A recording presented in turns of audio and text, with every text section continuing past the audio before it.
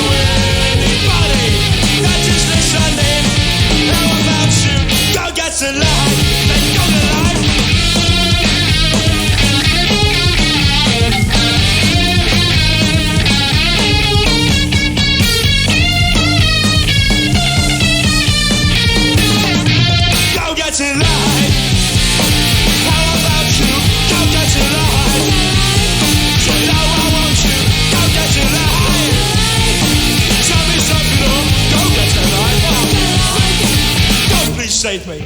Go get a life. Cheers, Steve.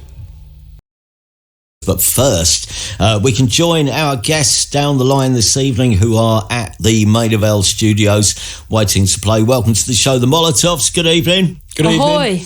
Have things calmed down a little since you released your album, or are you just as busy as ever? Busier than ever. Busier? Yeah. Because I was thinking of, is there a day that goes by when you don't think of the band, or are you always doing something? Well, Steve, it's actually my birthday today, and this is how we're spending it. So I couldn't have thought of a better gift, to be honest. Oh, bless you. Well, happy. But do you know what? I'm sitting in the studio. Sarah, assistant producer, Sarah's birthday today as well. Oh, is it? Oh, is it? Well, happy birthday, Sarah. Yeah, happy birthday, everybody. Everybody's got a birthday today. I'm not special. The first thing is, so what did Matt get you for your birthday? That's a great question, Matt. Actually, no. So I got her. She's having a party on Thursday. Oh, right. And God, I can't believe I'm talking about this. Anyway, long story short, I've got just a bit of fun cover band called the Yoko Bonos, just with a few mates. It's nothing serious. This is not to take away from the Molotovs. Right. Not that it's gonna. In fact, forget about it. But I'm playing her birthday for free. So there we go. We usually charge about 10 grand a show. That's the going rate. So apart from, sorry for ruining your day off. Thank you very much, obviously, for coming. I've got this. I don't know. I get the impression, obviously, though, that if you weren't doing this, you wouldn't know almost what to do, because music seems like it's been such a big part of your life for years. Totally. Exactly. We've been doing so for such a long time.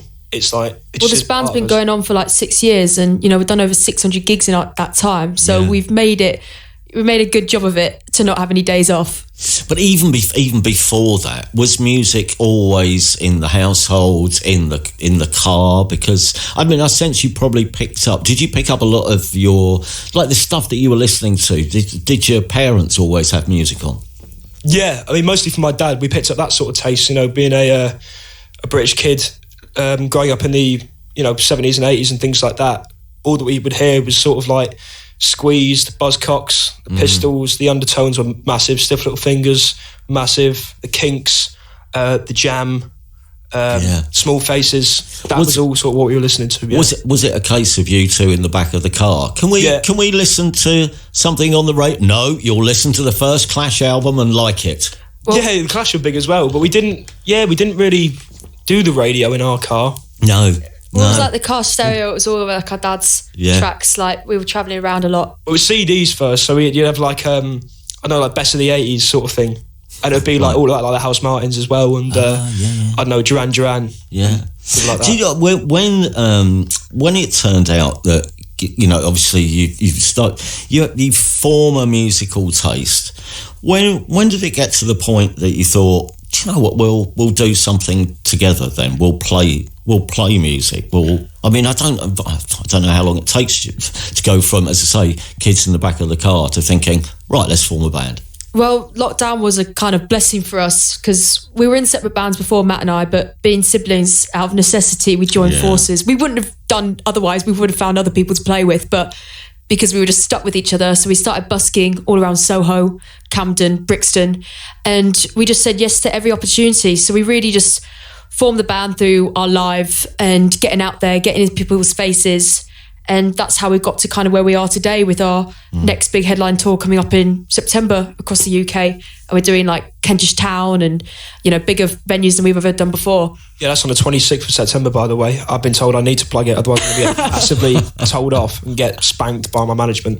Not that type of spank, but I should have said that anyway. Just before you play your first song, can I just ask, who got a guitar first? Or did you buy guitars at the same time? We got this like red Spanish guitar from the charity shop that my mum got me. But we had a guitar like just laying around in the house, this knockoff Stratocaster. Columbus was the brand, and I always thought it looked cool, and I think that got me into guitar first of all, just the look of it. And I think my dad caught me playing it and was like, well, we could get you a couple of lessons if you really want, because I wasn't really doing anything otherwise. I wasn't any good at PE, and nowhere near as good as like academics or anything like that. I was rubbish at school, so I think it was quite happy when I found something I would like doing. Do you know what? I haven't thought about it, but I bet 90% of the people that we book in session on this programme were also not good at PE. It wasn't too bad, Steve. I mean, you know, but it wasn't your specialist. It wasn't your best subject. No, wasn't got a good throw, but not a good catch. Wasn't your destiny. That's what we're saying. Yeah. Molotovs playing live for us. Do you want to do your first song? What are you going to start with? Yeah, this is a song called "Today's Gonna Be Our Day." It is the Molotovs live on Six Music. Here you go. It's the Molotovs playing live in session for us, our guests this week. 2 more songs to come. Can we go back to, you mentioned playing a lot of gigs and how you started out. You mentioned going out busking. So what with acoustics and where? What were you doing? What songs got the most loose change? I remember we did a anti-lockdown protest on Oxford Street. They came past, so we had we played Anarchy in the UK by Sex Pistols. I Put It to Riot by Kaiser Chiefs. It was all sort of that vein of just a lot of naive teenage rebellion at the time. I've seen some pictures though, and this is further down the line when you're a band. But actually, we're playing in the street. I think in Camden Town, which looked interesting. You've played a few shows, like, you know, just stop the crowd going by, even more recently, didn't you? Yeah, totally. We did some stuff after our first single, More and More, came out. We did one on Berwick Street, just outside Sister Ray Records. Oh, yes. So, we know Phil quite well, who runs the record shop. And, he was just like, if you want to do it, park up outside. And, you know, that whole democratising live music and bringing it to the streets for people for free, you know, that's where we started as a band, and that's what we continue on doing. We really enjoy it, and people seem to as well. The whole street was packed out. Yeah, it looked great. Having said that, I did read, I can't remember which one of you said this, but I did read, I'm sure I read a quote somewhere where one of you said, once you started getting proper gigs, it seemed like a luxury when we started playing indoors. Yeah, I think I said it still does. Yeah, well, because before we were just playing in every single condition possible. Like, it was the rain, it was the snow, it was the blazing heat. And we started getting into pubs, and pubs was our first indoor sort of thing. And we did that, and we did birthday parties and weddings. And we actually had a couple who, like, the bride and groom fell out on the wedding day. It was a Millwall wedding. Yeah, we played at football clubs, we played at the Millwall's Den as well. Wow. And load of odd gigs. Yeah, a bit of a tough crowd in a lot of ways, but then they go mad on Twitter afterwards, so, you know. Did you feel ready for anything now then? Because you've learnt so much. I mean, obviously you still get nervous every now and again, like with the big headline gigs that we do. Yeah. And, you know, when we went on an arena tour with Youngblood really recently, I mean, that's got its nervous bits to it. As it would. Yeah.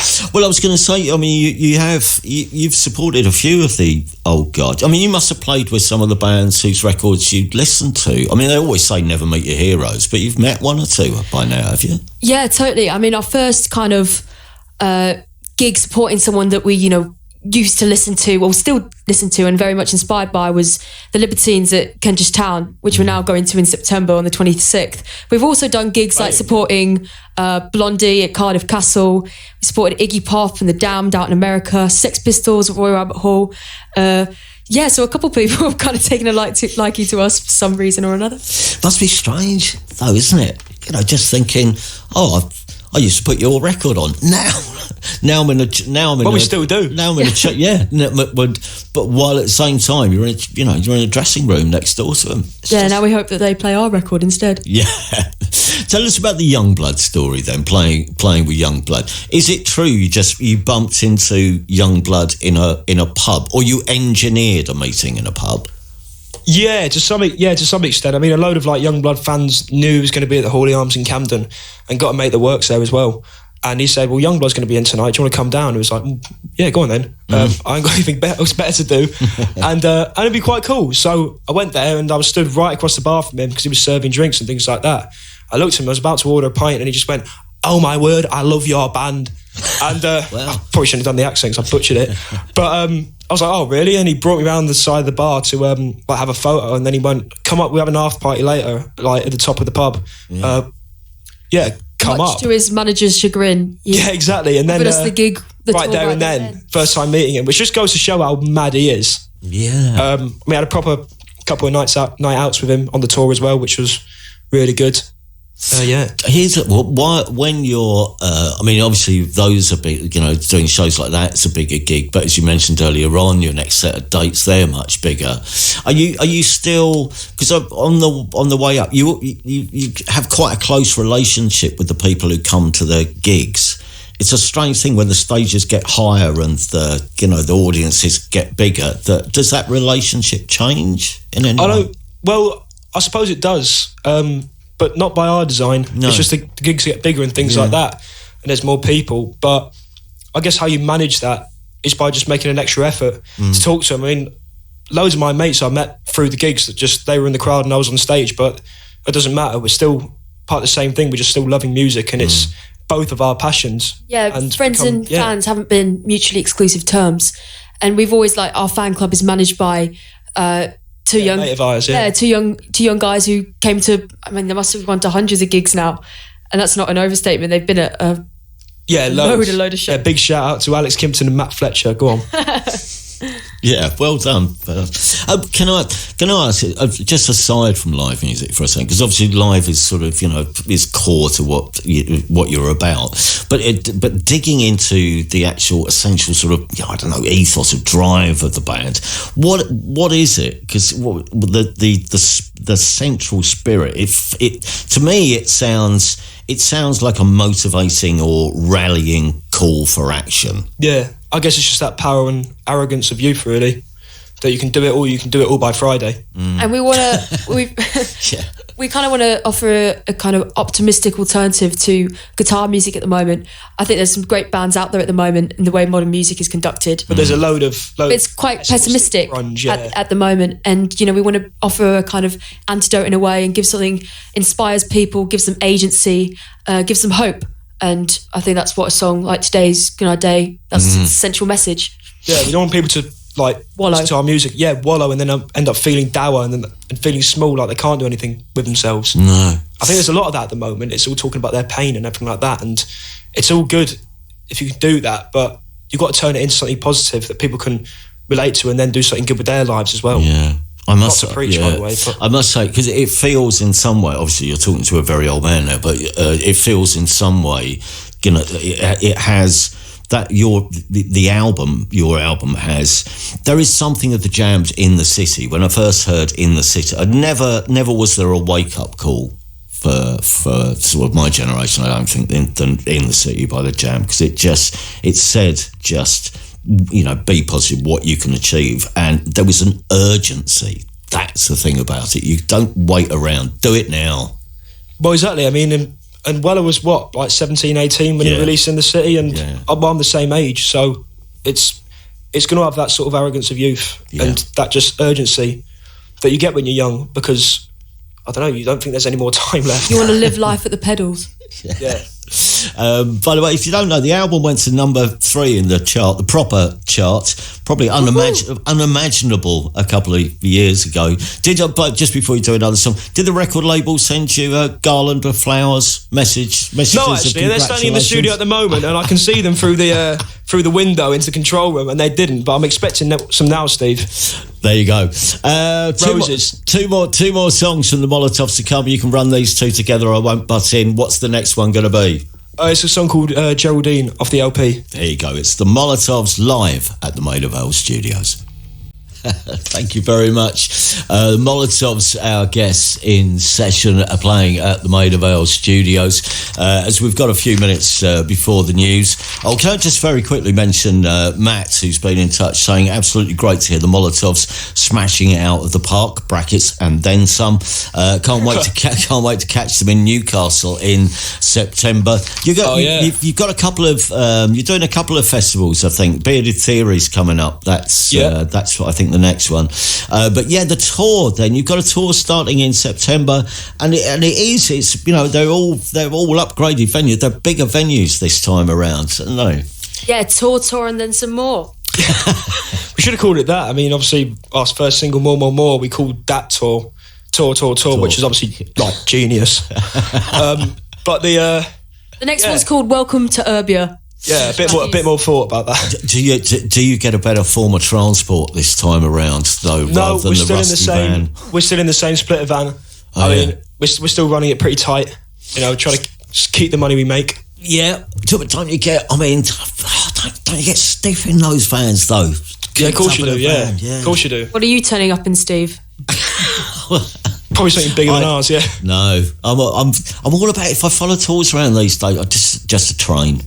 I'd go by train. I was going to say, can we take There's it? there's a space for you in our van. Would you imagine I just go to gigs in limos and sit in backstage, on in some sort of marble dressing room backstage? Isn't that what it's all for? Backstage. Isn't that what we do this for? Yes. No. Yeah, I can't wait Do you till I know get what? someone like that to run me barbs and stuff and open my doors for me. You would feel as out of Tie my place. shoelaces. You would feel as out of place as I would. Flush the toilet for me.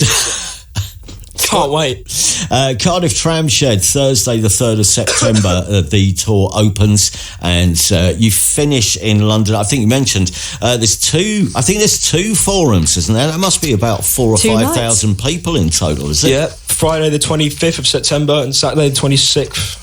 One of them's already sold out, so... Yeah, 25th, forget about that. It's the 26th you need That's to buy gone. tickets for. Right. 26th September, the Forum in Kentish Town in London. There's dates all over the country in between. Thank you so much. Long overdue, this session. We wish you well for the summer and the tour. Hopefully see you around soon. Thank you very much, Molotovs. You take care. Thank you, more Take care, Steve. Steve. Nice one.